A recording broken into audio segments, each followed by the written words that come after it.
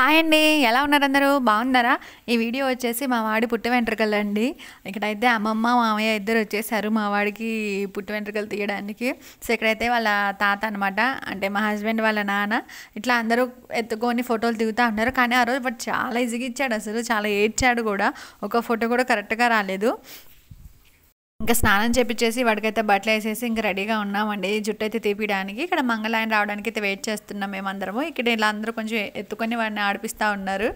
కోసేపు నవ్వుతాడు, కోసేపు ఏడుస్తాడు. ఇవే కదా మెమరీస్ తర్వాత చూసుకోవడానికి.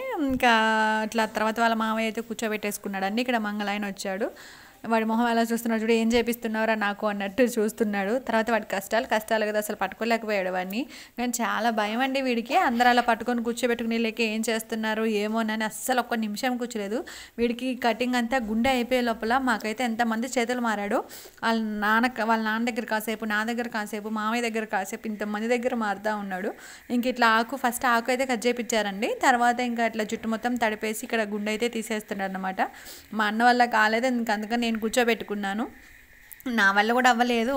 మ్యాక్సిమం 1 అవర్ అయితే పట్టిందండి వాడికి తీయడానికి. మొత్తం గుండె అయితే తీసేసినాక ఎలా ఉన్నాడో చూడండి. ఎలా అనిపించింది మీకు ఈ షార్ట్? నచ్చిందా? నచ్చితే ఒక లైక్ ఇవ్వండి. అలాగే నా ఛానల్ ఫస్ట్ టైం చూస్తుంటే సబ్స్క్రైబ్ చేసుకోండి. Thank you for watching. Bye.